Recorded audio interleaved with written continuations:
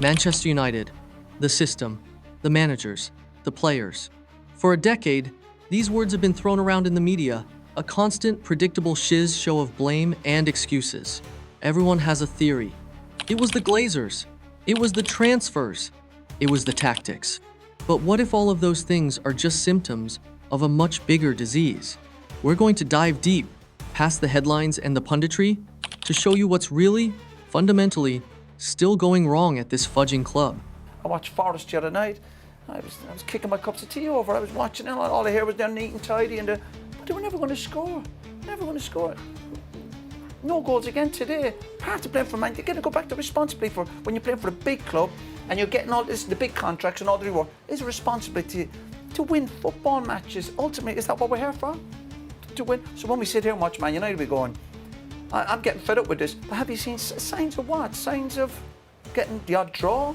The manager has to take a huge amount of responsibility for sitting in a place where you've made things worse. If the fans are supporting Amorim, I'd like to know why. He seems to be getting a pass. Goes past Go, collects 200 quid, goes around again. Ultimately, you're seeing nothing from Amorim to give you any confidence. This is what I don't understand from the Man United fans. Have you fallen so low in your own expectations of yourself? Have you reached so far down into the bottom of your expectations of this football club that you're not able to say this isn't good enough? Because there's nothing about what Amorim's done so far, besides what he's done previously at Sporting, that can give anybody anything to pin the tail on the donkey.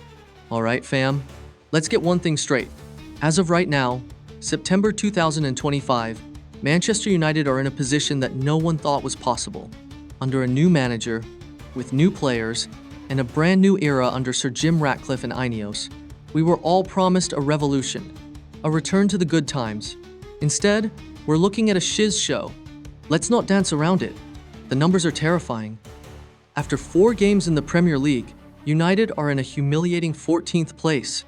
1 win, 1 draw, 2 losses, 4 points. It's their worst start to a season since 1992/93, which, if you remember, was the last time they were this much of a shambles before a guy named Sir Alex Ferguson came along and actually, fixed things. But right now, there's no fixing this. It's a fudging mess. We kick things off in the Manchester derby. It is the worst start for Manchester United in the top flight in 33 years. Ruben, are you going to change the way you play? It's not working and the answer's the same every time. But that will only last for so long because it clearly isn't working. Is it 8 wins in 31 league games? It's not relegation form, but it's not far off. So Man United have missed out on European football this season. They can't keep missing out of the Champions League because they'll just keep falling further and further behind. Because every time a club qualifies for the Champions League, they can guarantee between 80 and 100 million pounds.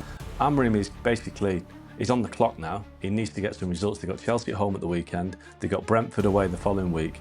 They've just been absolutely hopeless. But you have to figure a way how.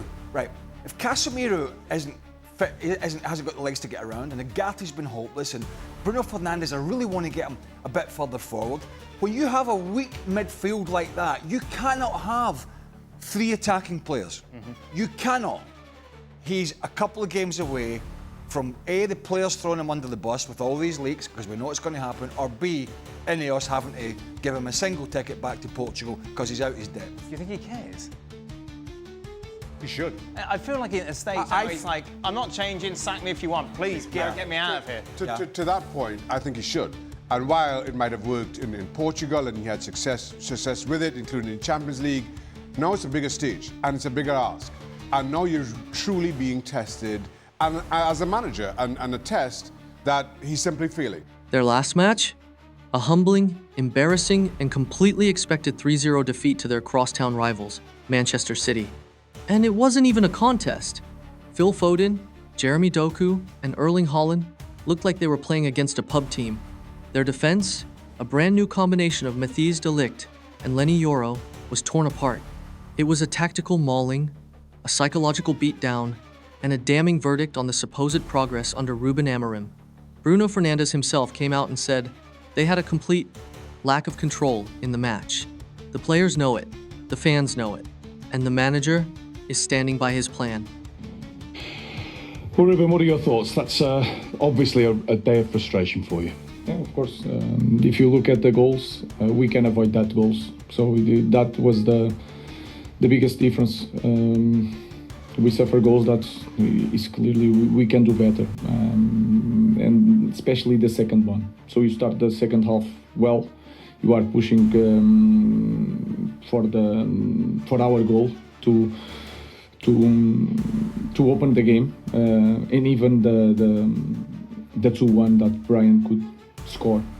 That moments were always for the opponent, and then the third goal is like it's hard to describe. So we suffer goals that we can avoid when it's just the opponent, but we can avoid this kind of. And that's where we start. Because this isn't just a player problem, and it's not just a managerial problem. It's a systemic, structural, and philosophical problem. The first and most obvious issue is the tactical system. Amorim is a 3-4-2-1 purist. He believes in this system with his entire being. He said it himself after the City loss, "When I want to change my philosophy, I will change. If not, you have to change the man. The man has a spine, you have to give him that." But I'm not going to change. When I want to change my philosophy, I will change. If not, you have to change the man. So, and we will talk about that every game that we lose. I don't believe in that in the system or whatever. I play my way, and I'm going to play my way until I want to change. The man has a spine, you have to give him that.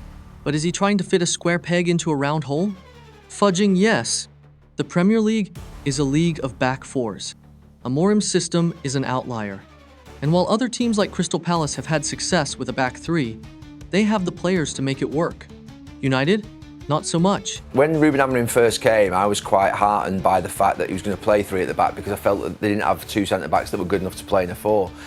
But every single time I watch Manchester United, he changes the back three every single game, which tells you he's not sure about which back three he should play.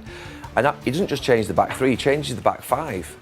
So you either have different wing backs or you have different centre backs. I mean, the amount of times you see Dillick go over to the right hand side, Maguire coming on, every single match. So look, system, no system, there are a lot of individual errors out there.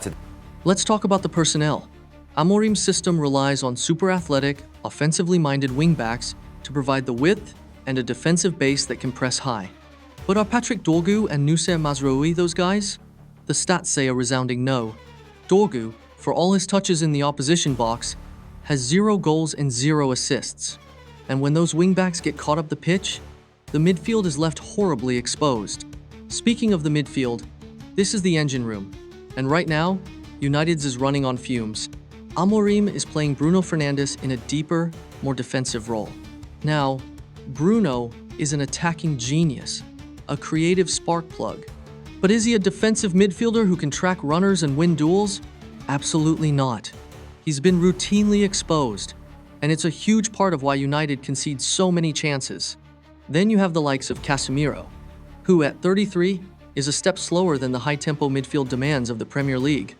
The once dominant duo of Casemiro and Mainu is no more, with Amorim admitting that Kobbie Mainu is uncomfortable fighting for his place. The engine is broken, folks. The pistons are misfiring. And the attack? Where do we even start?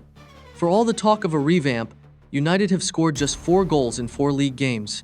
One of them was an own goal, and another was a last-minute Bruno Fernandes penalty. The new signings, Brian Bomo and Matthias Cunha, have 1 goal between them in the league.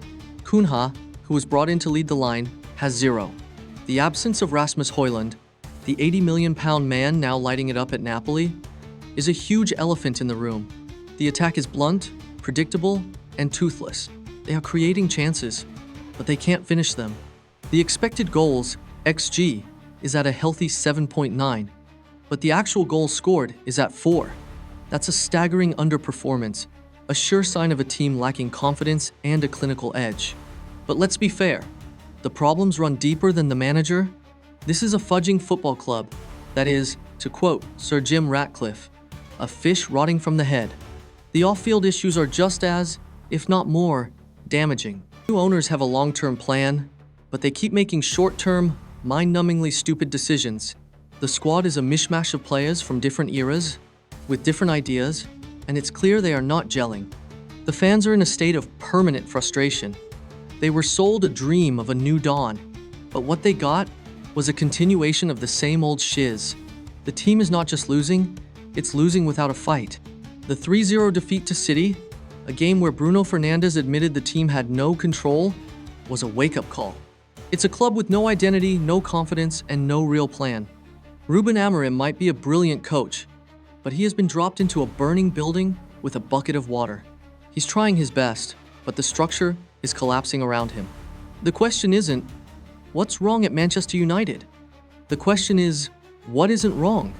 And until the people at the top figure out how to stop the rot, it's going to be a long, painful, and fudging, hilarious season for everyone else.